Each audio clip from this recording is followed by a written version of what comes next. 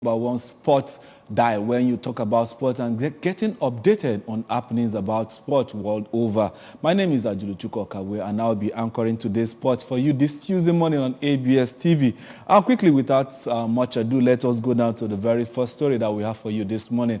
And it's coming from, what will I say, the lackadaisical attitude of, will I say, the under-17 team, because actually they didn't live up to the expectations of delivering the goods when it had to do with the tournament where Nigeria seems to hold sway. When you talk about under 17 championship, Nigeria has been 5-time champions, but the Golden Eaglets under the tutelage of Nduka Ubade didn't live up to that expectation, even though it was one time a player that won the maiden edition in faraway China way back in 1985.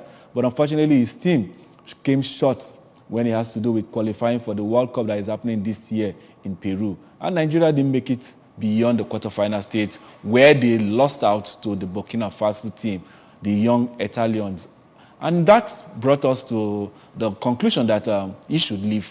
But that's coming from the NFF that decides who stays and who goes. But then, Ikana is coming up to tell us that it is wrong sacking Nduka Ubade just because he didn't live up to the expectations of guiding the Golden Eaglets to the World Cup. But then that's a story for the Glasshouse Eagles to figure that out.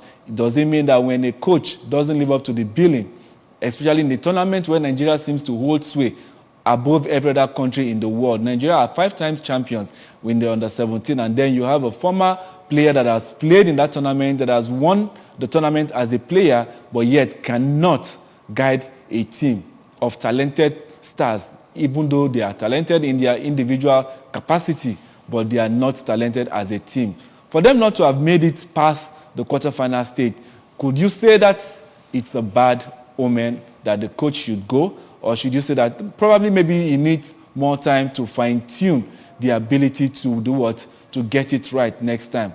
And lots of people out there seem to be having different opinions, saying, how else do somebody give the necessary impetus to deliver on the goods if you don't give him time? And some are saying most times the difference between the Nigerian team and most African teams is because they don't give the coaches the enabling environment to leave their mark in most of these teams. And we just saw with the sacking of Nduka Ubade, we even heard that the team had to sneak into Nigeria because they performed below par. Even though there were, will I say, skirmishes of brilliance from the players, but the teamwork, the cohesion that makes football a team game was lacking in most aspects. They won their first match against Zambia and lost to Morocco. Morocco happens to be one of the bright lights when you have to do with the under-17 right now as we speak now. And then they struggled against the South African teams, even though they won that match 3-2, coming twice from behind. And we thought, okay, fine, coming to play Burkina Faso in the quarterfinals, we believe that, wow, a whole lot would probably have happened. When teams like Senegal were blowing their Algerian counterparts, the host country, 5-0, and then Nigeria were busy struggling. Going down 2-0, then managing to get a goal back, but that wasn't good enough for the team to get down to the promised land. The promised land, which is qualify for semi-finals and you make it to the World Cup itself. But then Nigeria came short in that. Quickly, let us go to the Premiership, where we're bringing you stories coming from an erstwhile player for Arsenal, that is talking about Martin Keown. Martin Keown was part of the Invincibles that won the league title almost 20 years ago. And he's coming to say that, this sounds a little bit funny, but then he's saying that the match, Man City should be held responsible for Arsenal probably not doing the goods against Brighton in that match, that there was too much pressure on the players of Arsenal because Man City had already played earlier on and defeated Everton by 3-0. And then Arsenal were to play that. The responsibility was too much, was enormous on the Arsenal players. They had their mind fixed on the outcome of that match, and it took a whole lot for them to actually get the coach's tactics into the match when they were playing with Brighton. I wouldn't know if that is more like crying over spilt milk. But then you probably have the lines there on the screen where you can call and make your contribution so that we definitely can know if what Martin Keown is saying actually holds water. Do you blame the fixtures for what happened, saying that because Man City played before you, that was the reason why you lost 3-0 at Emirates to Brighton, a team that ordinarily you are beating 4-2 sometime earlier on in the season. But like they always say, football is not mathematics. And then quickly, let us go down to tell you that in the the NPFL, that Rivers United edged Sunshine Stars in Akure to qualify for the Group B Super 6 qualification. And that was yesterday's match when they edged 1-0 there in the stadium there at the Ado-Ekeye Amasieka Stadium in Port Harcourt. Though it was a rescheduled match for the Nigerian Professional Football League, the wins saw Rivers United climb to the top in that particular Group B and also qualify for the Super 6. Well, we wish them a whole lot because they didn't live up to the expectations of what Nigerians were expecting from them in the Champions League. But then, like they always say, there is always a second time to have a bite at the cherry. And we wish Rivers United the very best of what they are going out there to do. And quickly, AC Milan. Well, the coach of Inter Milan is saying that the tie between them and their arch rivals, which is AC Milan, that's Inter Milan boss coming out to say, boss Inzaghi, saying that that tie is not over yet. A whole lot still has to do in that tie. Inter Milan manager Simone Inzaghi has claimed that the UEFA Champions League semi-final second leg clash with AC Milan that is happening on Tuesday is the biggest game in the Nerazzurri's history as it stands. His biggest game because Inter has definitely won the Champions League before now, but these people have not seen, they've not even come close to having let's say, a stint in the final. But now it is upon them. Just one win or even a draw, they are already sitting pretty in the final. But then Inzaghi is saying the players should not be carried away, even though they got the edge over their arch rivals in the first leg when they won 2-0 at home, even though they played at San Siro. But that game was meant to be a away match for Inter Milan. So this time around, the return fixture is going to be a home match for Inter Milan. But like the boss has said it, these are your rivals, and then form is definitely being thrown out of the window in matches like this. So I think he's speaking from experience, because when you talk about Champions League pedigree, I think you have to give it to AC Milan, because after Madrid, the next in line is AC Milan. These are teams that have done really pretty well in Champions League. AC Milan is sitting next to Madrid, having won the Champions League 7 times in the history of the competition. And, well, still talking about Nigeria, yeah, we never can stop talking about Nigeria, because that's where we call home. That's where we are, and that's why we are proud to be Nigerians. But then, this is coming from Southampton, where we're talking about Onwachu. Akpobori is saying that Onwachu's style of play doesn't actually suit the style of Southampton, and that's why the young man has not been able to fire in the necessary goals that will keep the club side in the Premiership. Well, or rather to keep them in the Premiership or keep them far from the relegation woes that they find themselves in right now.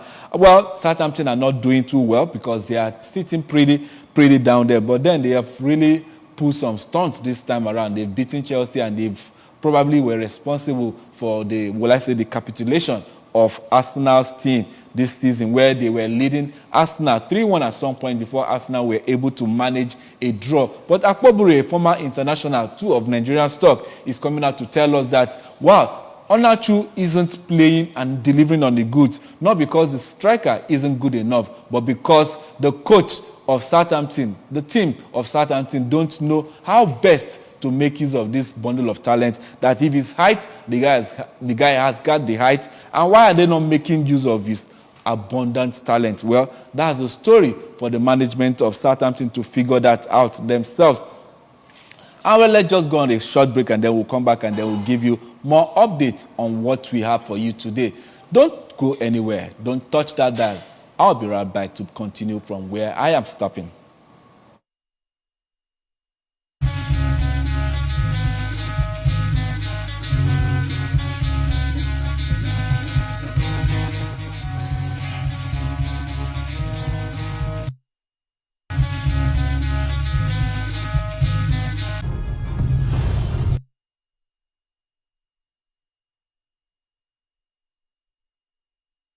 Glad to have you back. And quickly, let's go. And Barcelona, we are going to Barcelona this time around, where we're talking about the Argentine legend, Messi. Messi. Football never gets anything short of Messi because this guy is a legend.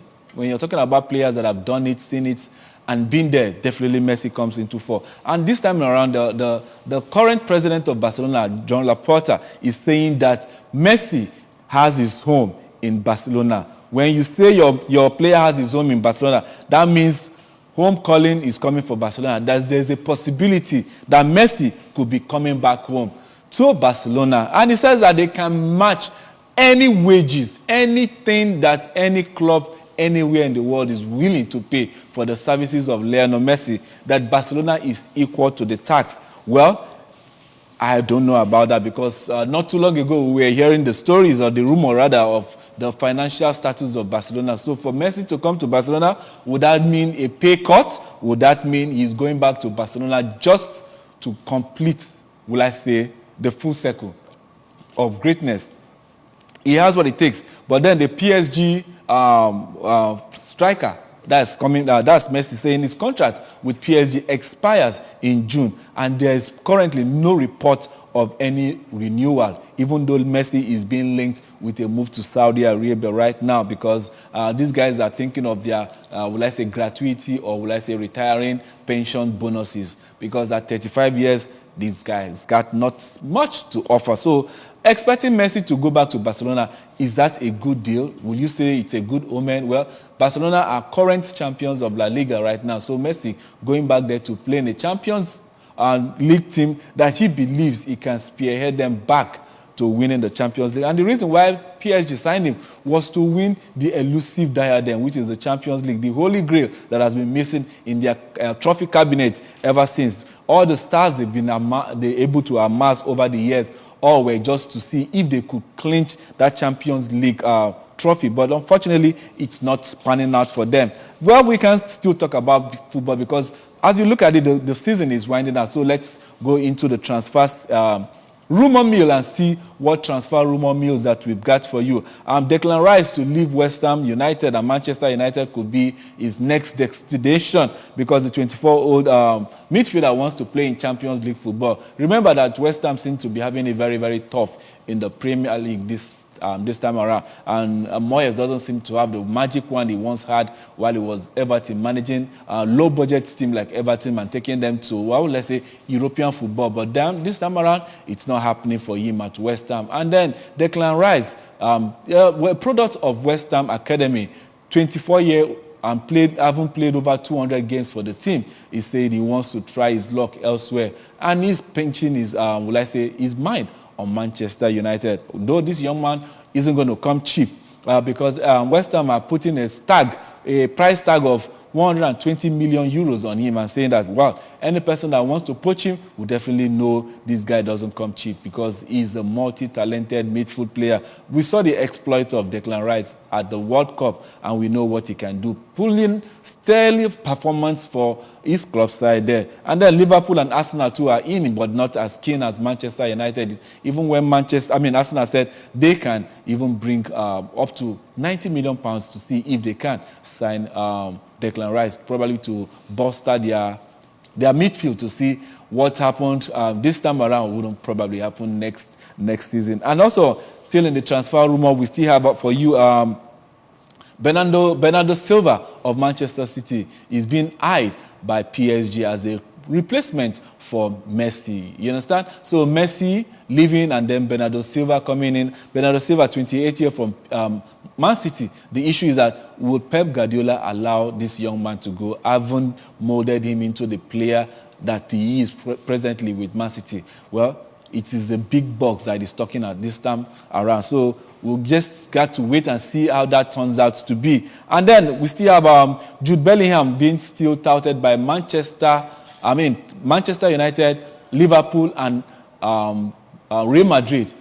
All these players, all these teams are looking for this player. We saw the sterling performance of Jude Bellingham at the World Cup where he was pulling the heart out of the England team for you there. And his value is at 120 million And we have Alexis Sanchez. This might come as a surprise to you, but then the young man still wants to make it out there and see what he can bring back to Arsenal from Marseille. And we are seeing, this is rumor mill, we never can say, but then you begin to ask the question, what plans does the coach of Arsenal actually have for bringing players like Alexis Sanchez back to Arsenal?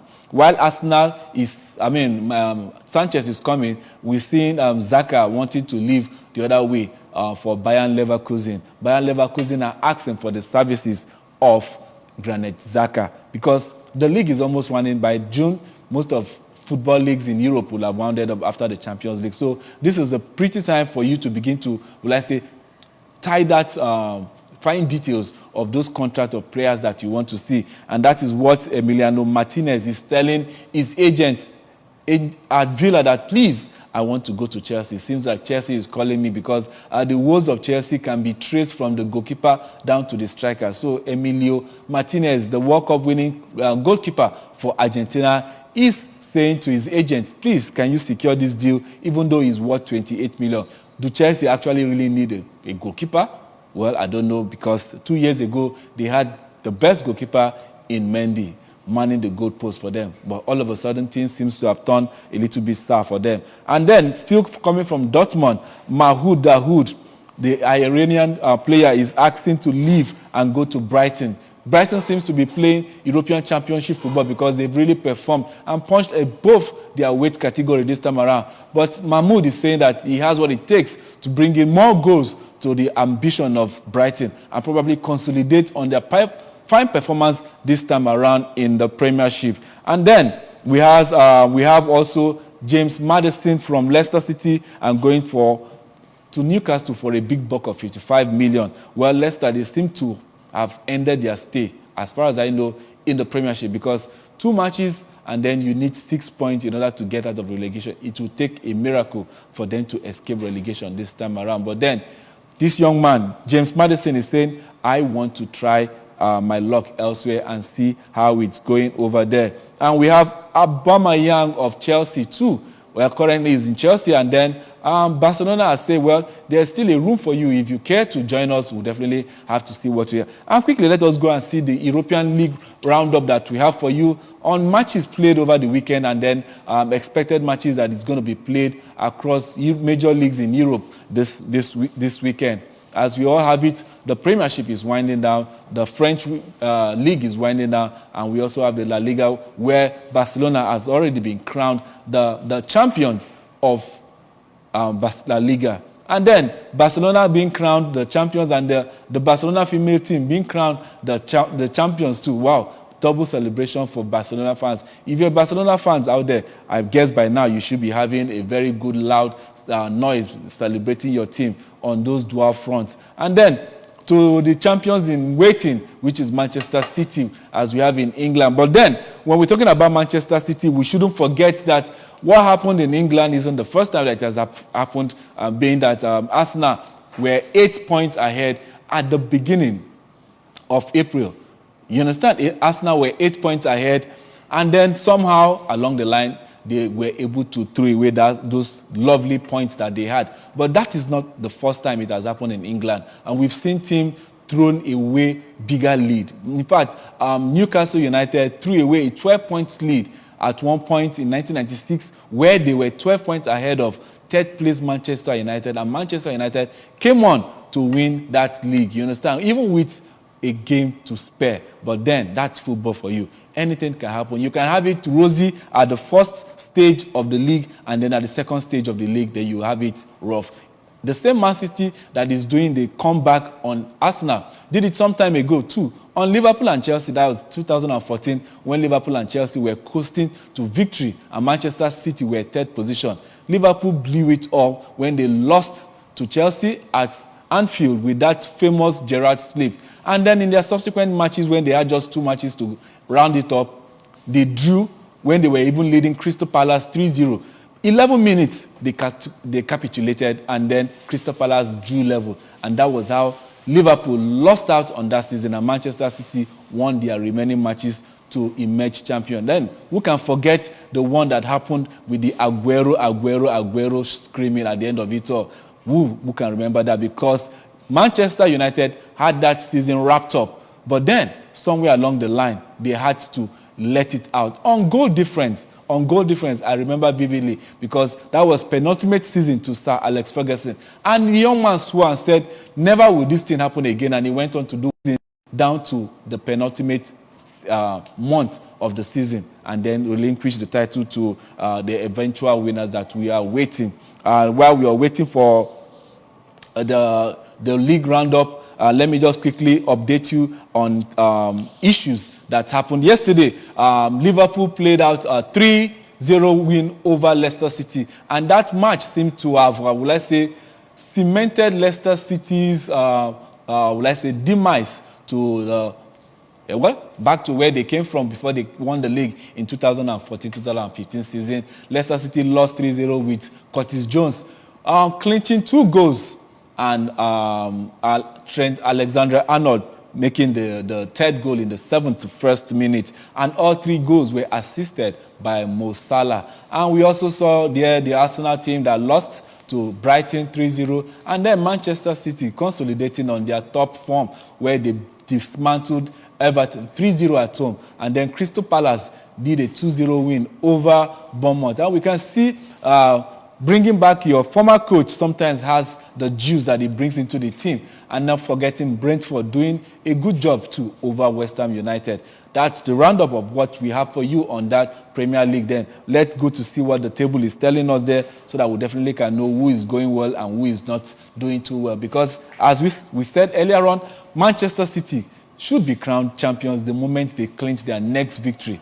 Because at that point, the league would not be surmountable for Arsenal as it stands right now because of the superior goal difference that Manchester City have over them, even though the difference in points is just 4 points. But then a lot can still happen. But I believe most Arsenal fans will be praying and wishing that that lot happens to be in their own favor. Now, the big point is the 3 teams that are competing for the 2 slots in the Champions League, because we have Newcastle sitting pretty third position.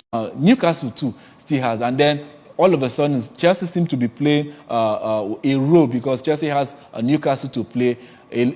Most Man U fans and Liverpool fans will be wishing that Chelsea do the unthinkable, the unimaginable by beating Newcastle, which we all know seems very, very almost impossible. But then, like they say in football, anything can happen. That's where the interest lies in the Premier League as we speak right now, because the battle for first and second is already secured. So it's the battle for the third, fourth, and then fifth, because the are already making their decisions on where they want to play. McAllister, the World Cup winning midfielder, is already leaving Brighton, and 70% deal conclusion anyway for Liverpool, and that is definitely going to put pressure on the place of the captain of Liverpool, which is Anderson, because they play likewise wing, and then Anderson might probably have a very tough competitor when it comes to next season if he eventually signs for Liverpool. But the young man says that his ideal club he wants to play for is Liverpool. But then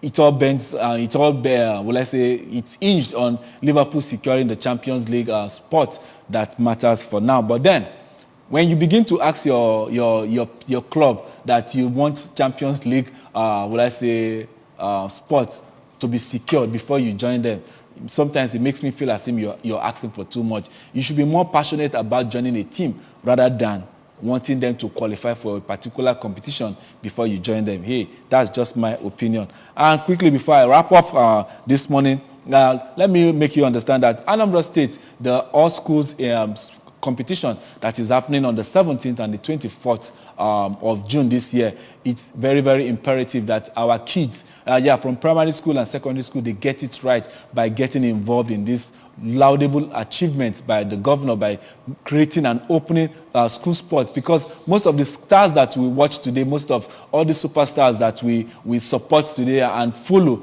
of course, we're all products of one school or the other. So if we can get it right at this point, we'll definitely be having a brighter future whereby we arrest all social devices in our society by investing massively in sport. And as you're watching me, I implore that please you pick up a sport or you pick up a child that has talent and see if you can push that talent, that child to the full potential of him bringing the very best that is in that child. Because sports development is a responsibility of all. I play my part, and I expect that you play your part. And next week, Tuesday, will definitely come your way with fresh edition of ABS Sports Today. I'm Ajuluchukwu Okabwe saying thanks for watching. Next week, we'll definitely call it a date. Bye for now.